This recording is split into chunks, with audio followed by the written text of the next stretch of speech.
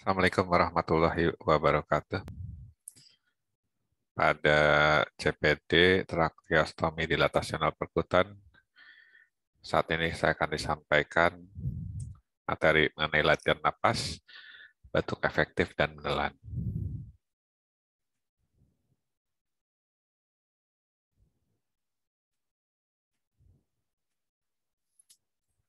Tracheostomi itu secara umum adalah membuat lubang yang berhubungan antara trakea, lumen trakea dengan kulit pada pasien sakit kritis di ICU, sifatnya semi permanen dengan teknik yang sering digunakan adalah teknik dilatasional perkutan, sehingga kita perlu memikirkan bagaimana tracheostomi pada pasien sakit kritis yang diharapkan bersifat buying time, semi permanen atau temporer atau tidak bersifat menetap.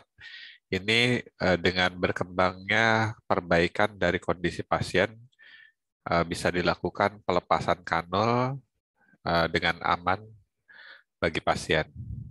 Sehingga kita harus memikirkan bagaimana pengelolaan eh, pasca tindakan tracheostomi dilatasional perkutan.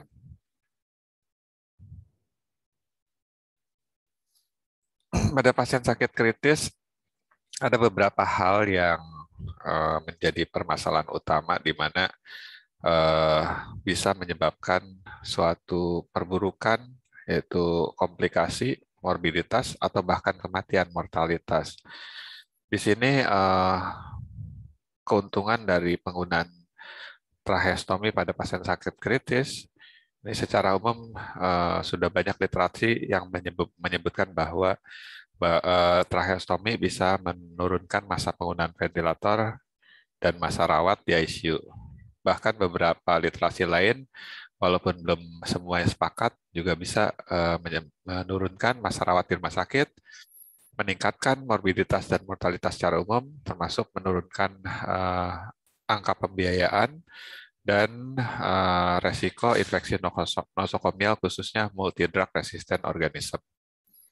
Tapi beberapa literasi menyebutkan bahwa tindakan ini tracheostomi tidak berhubungan langsung dengan berkurangnya morbiditas dan mortalitas atau ventilator associated pneumonia.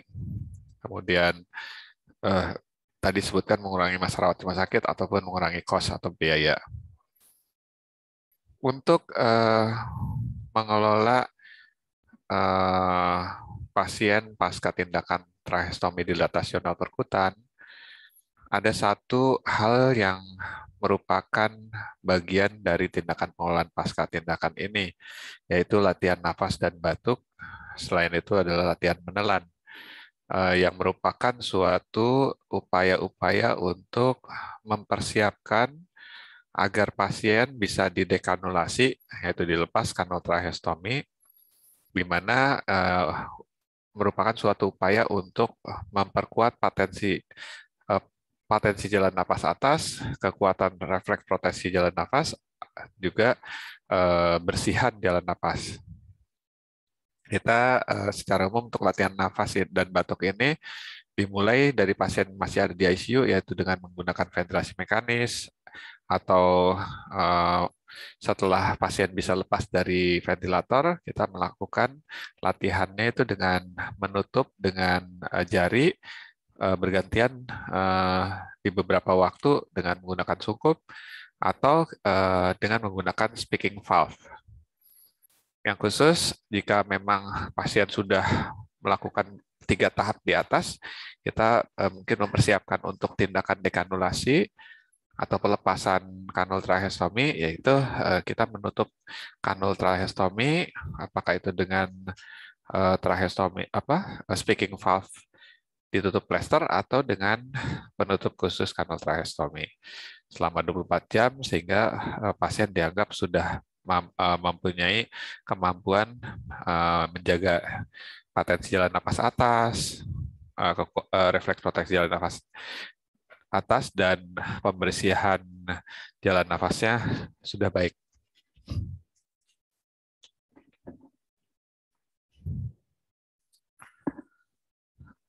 selain latihan-latihan itu, prinsipnya adalah pada pasien-pasien bernafas itu juga merupakan suatu latihan untuk bicara. Karena pada pasien-pasien dengan kanul tracheostomi kadang-kadang merasa takut atau frustasi atau depresi, tidak berkemampuan bicara, sehingga akhirnya malah tidak mau latihan eh, secara teratur untuk latihan nafas atau batuk, yang secara umum sebenarnya pada saat sekarang kita bisa dimudahkan dengan adanya speaking valve. Jadi dengan penggunaan speaking valve nanti kita akan lihat bentuknya seperti apa.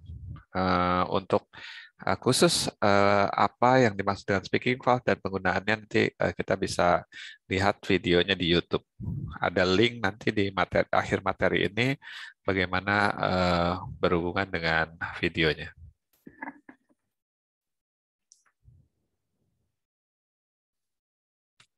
Kalau misalnya kita tidak melakukan latihan nafas ataupun batuk, selain kita tidak melatih otot pernafasan atau otot-otot yang bisa membantu bersihan jalan napas, ya, otot-otot dada, ya. Itu selain itu bisa terjadi satu aliran udara yang terhenti di jalan di lumen jalan napas atas di atas balon kanul tracheostomi.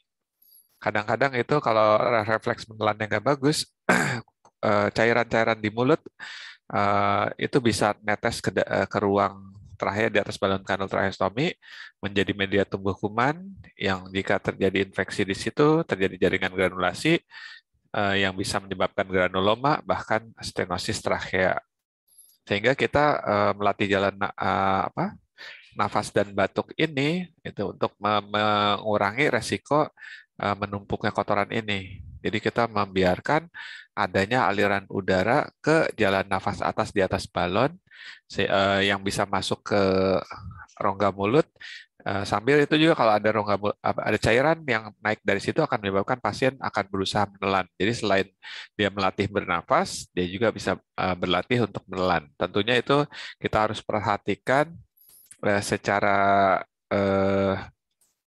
ketat dalam konteks jika pasiennya benar-benar belum bagus, ya, batuk atau menelannya, kita perlu sediakan suction di atas di rongga mulut sehingga kalau ada kotoran-kotoran yang naik ke atas dari jalan nafas atau dan itu tidak bisa ditelan, itu kita suction di situ. Untuk latihan menelan, kita bisa mengetes dulu, mengetes apakah dia sudah bisa menelan dengan baik, yaitu menilai dengan memberikan methylene blue. Ini merupakan dasar apakah ada disfagia, ya, sebelum dekanulasi. Kalau misalnya nelannya belum bagus, makanan atau minuman yang kita kasih methylene blue itu, ya, 10 ml air diberikan, kemudian 50 ml, kemudian kita tunggu untuk menelan cairan. Setelah itu kita lihat di kanul tracheostominya, kalau ada cairan berwarna biru atau slime di situ berwarna kebiruan, berarti dia belum bagus untuk menelannya, dan batuknya juga masih kurang baik. Jadi kita harus melakukan latihan-latihan ini lebih lebih sering dan lebih ketat. Jadi kemampuan napas, gangguan batuk dan menelan itu secara umum pada pasien-pasien sakit kritis di ICU yang dilakukan tindakan tracheostomi ini merupakan satu refleks proteksi jalan napas yang harus dilatih sehingga kita bisa mendapatkan suatu keadaan di mana pasien akhirnya mempunyai kemampuan refleks proteksi jalan nafas yang baik, sehingga akhirnya pasien bisa dilakukan dekanulasi atau pelepasan kanul tracheostominya. Jadi prinsipnya tindakan untuk latihan bernafas, batuk, dan menelan pada pasien-pasien yang dilakukan tracheostomi dilatasional perkutan atau dengan kanul tracheostomi pada pasien sakit kritis. Ini penting sekali kita lakukan dengan prinsip bahwa tindakan ini pada awal pasien masuk ke ICU itu sudah terindikasikan dilakukan, tapi kita bukan hanya akan melakukan tindakan tracheostomi saja. Dalam konteks kita harus berpikir panjang, memberikan manfaat pada pasien sakit kritis, sehingga kita harus mengenali pasien sakit kritis indikasi tracheostominya apa. Kemudian kita berencana di saat pratindakan, selama tindakan, dan khususnya pasca tindakan. Ya, kita harus memperhatikan 4 aman dan untuk meyakinkan bahwa setiap fase ini berjalan aman, kita perlu membuat suatu tim untuk mengantisipasi berbagai kemungkinan, apakah itu bisa meningkatkan morbiditas, komplikasi, atau bahkan kematian. Khususnya adalah pasca tindakan, salah satunya melatih menelan, batuk, dan juga bernafas untuk menyiapkan pasien mempunyai kemampuan proteksi jalan napas yang baik, kemampuan bersihan jalan napas baik. Berikutnya bisa dilakukan tindakan dekanulasi dan kembali baik selama buying time atau menunggu respon terapi terhadap penyakit dasar pasien yang memungkinkan terjadinya rencana tindakan tracheostomi pada pasien sakit kritis di ICU. Ini adalah link YouTube ya. Nanti bisa ikuti, yaitu pasien yang akan dilatih bicara atau batuk selama di ICU menggunakan ventilator. Ini prinsip-prinsip dasar dari tindakan spontaneous breathing trial perlu kita pahami. Selama tindakan latihan ini jangan sampai pasien mengalami satu kejadian yang tidak memungkinkan untuk pasien menjalaninya dengan aman. Ini dengan manual jari, nanti akan saya sampaikan videonya. Ini dengan speaking valve, kemudian penutup cap khusus. Ya, ini dengan speaking valve ditutup plester. Nanti saya akan sampaikan jika waktunya cukup. Ini beberapa link YouTube yang kita punya ya untuk mempelajari tentang tracheostomi dilatasi pertutan. Terima kasih atas perhatiannya. Sebentar mungkin saya akan sampaikan berikutnya untuk video-video yang masih memungkinkan untuk kita tayangkan.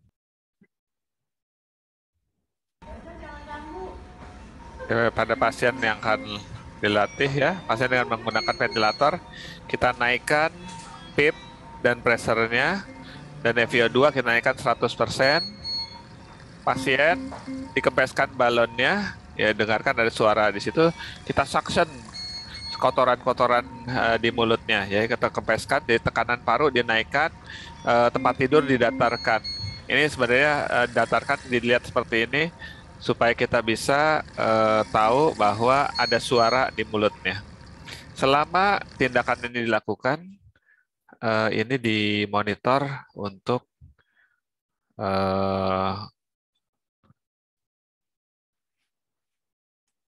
apa yang kita lakukan. Ini latihan napas dengan menggunakan jari tangan atau manual. Ya, pasien dengan sungkup tracheostomi, monitor di set, awasi, ikuti pola nafas pasien. Ya. Pak Ahmad, kita latihan napas ya Pak Ahmad ya. Ya, pada saat pasien bernapas, pasien diikuti pola napasnya, di akhir inspirasi ditutup. Sehingga pada saat ekspirasi aliran udara akan naik ke atas ya. Kalau kita mau lebih efektif, kanal dalam yang merah kita cabut dulu ya. Nah, ini latihan itu 30 sampai 120 menit ya. Jika ada tanda-tanda penurunan kondisi, kita harus harus apa? eh, menghentikan tindakannya. Kadang-kadang kalau kalau perlu kita kita apa rangsang batuknya dulu. Kalau dianggap kekuatannya belum ini, belum kuat pasien. Ayo batuk Pak Ahmad. Tapi kalau didiamkan, kadang-kadang kita bisa bisa apa namanya membuat aliran udara dengan apa setelah pasien eh, bernafas sendiri.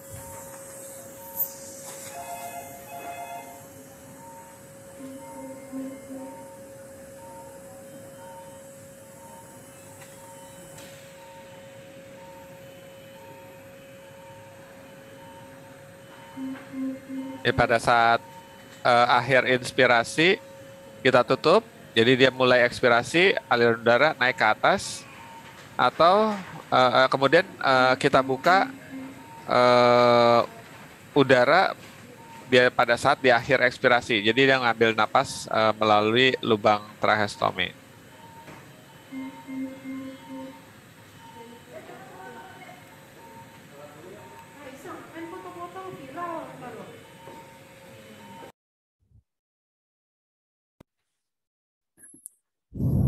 Latihan napas menggunakan speaking valve ini memudahkan kita. Jadi kita tidak perlu menutup pada saat inspirasi. Jadi dia pada saat inspirasi dia langsung turun. Pada saat inspirasi klepnya turun, pada saat ekspirasi dia naik, membuat tekanan positif sehingga si ininya. Sekarang kita latih 15 menit, besok kita latih setengah jam, sehari 3 kali, atau kalau misalnya udah kuat bagus seperti ini 24 jam begini nggak apa-apa. Ini seperti apa namanya latihan batuk, latihan speech, nanti suaranya bisa keluar. Nanti kalau dia batuk slamnya gimana? Ke atas.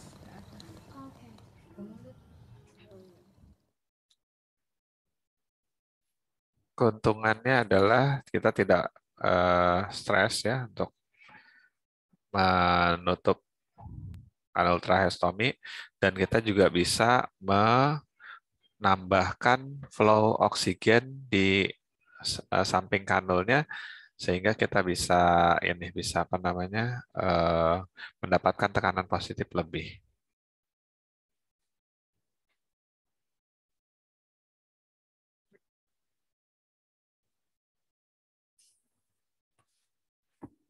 Latihan napas pasien dengan menggunakan penutup khusus sama tetap dilakukan monitoring.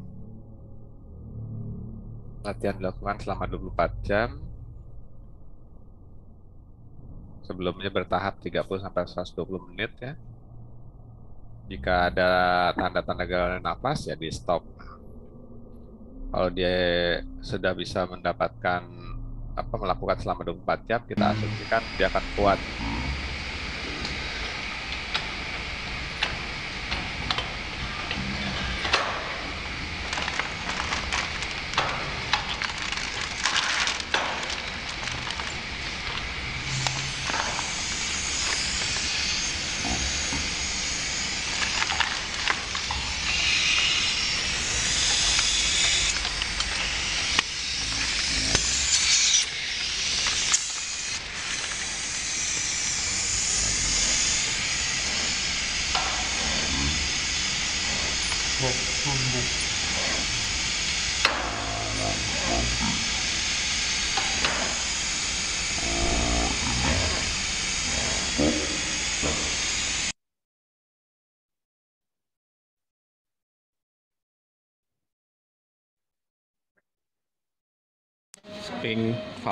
Speaking valve ini kalau inspirasi dia turun, katupnya kalau naik nutup ya, diputar.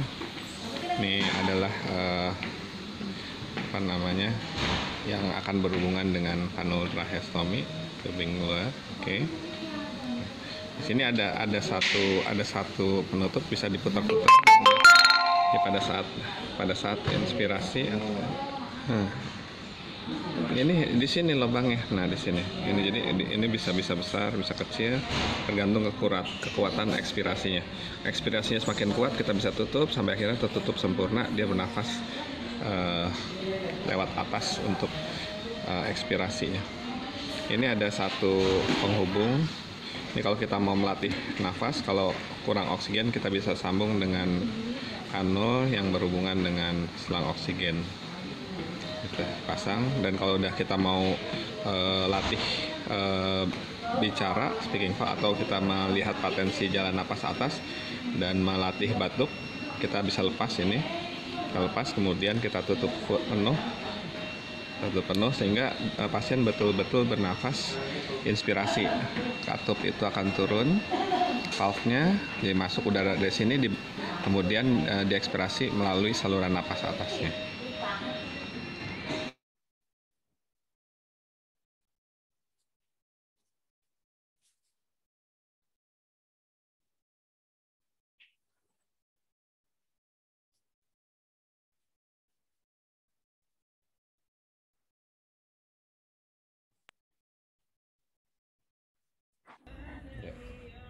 Jadi speaking valve itu ini dari atasnya ini ada lubang, dia akan turun nih. Kalau ngambil napas dia turun sehingga pada saat ngisep dia turun, pada saat ngeluarin napas ke atas.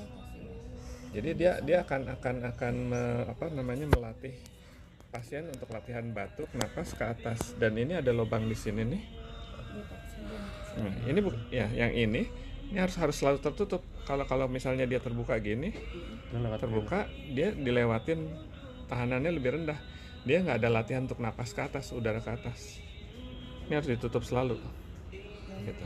Ibu Ya ibu, itu ya. Dan kalau misalnya perlu oksigen yang banyak, memang lewat sini, ini dibuka. Ini harusnya biasanya kalau perlu oksigen banyak itu baru dibuka dari situ. Buka situ. Kalau misalnya kita nggak mau ngebuka itu, kita punya sungkup kan? ini punya Ada. Nah, itu sebenarnya disungkupin ini ke sini. Iya. Disungkupin ke sini oksigennya. Jadi masukin oksigennya lewat katup ini. Oh iya. Jadi lewat katup ini. Jadi kita nggak perlu pakai ini sebenarnya. Kecuali kalau misalnya kita butuh tekanan yang tinggi. Misalnya oksigenasinya nggak bagus, harusnya dikasih 5 liter. Wah, kayaknya perlu bantuan tambahan yang banyak, betul-betul alirannya ke sana. Kita kasih 10 liter per menit ke situ. Itu ada tekanan tuh. Tapi kalau misalnya cuma perlu tambahan oksigen, kita kasih sungkup aja di sini. Seperti kayak gitu tuh. Nah, gitu. Yang itu kan masker sungkup. Ini juga bisa. Yang ini bisa. Itu buat nebulizer. Ini dicopot. Ya, buat nebulizer bisa, untuk masker sungkup nggak apa-apa. Bisa. Tinggal Tinggal nambahin ini obat aja. Kalau mau nebu itu kalau mau nebu, tambahin obat nebu di sini. Ini tetap berfungsi. Nah, tapi kalau kita perlu oksigen, ya di gini aja, nggak usah dikasih obat. Iya, gitu. Ini berfungsi 2. Oke. Untuk blaster ini speaking valve. Yang pertama, yang untuk ekspirasinya ditutup. Ini tadi terbuka, ditutup. Kemudian kita plaster setepat mungkin atasnya, karena kalau misalnya dengan speaking valve kan dia pada saat nafas masuk lewat sini, keluar lewat atas, keluar lewat atas sana. Nah, pada saat kita plaster, berarti semuanya masuk lewat atas, keluar lewat atas. Ini kita buat seperti ini untuk memfasilitasi kalau misalnya perlu suction, kita copot, suction kalau perlu aja, gitu ya. Jadi kita plaster seketat mungkin, gitu, ya. Gitu. Sorry. Sama jadi jago gitu. Nah, saya memang sengaja buat kayak begini nanti untuk termasuk keluarga bisa lihat, caranya begini nih. Jadi kita bisa. Ini takutnya masih dibutuhkan gitu loh. Iya. Jadi ini kita plaster ini tujuannya lubang dari atas sudah bisa tertutup. Jadi nafas ini semua lewat atas. Semua nafas lewat atas, kemudian keluar lewat atas.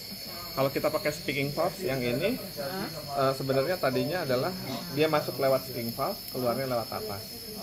Gitu. Kalau kayak gini kemungkinan besar bisa kita copot, tapi kita tes dulu. 30 menit dulu, 2 jam, kemudian 2 kali 24 jam, bagus. Dengan di plaster seperti ini, copot udah. Ya.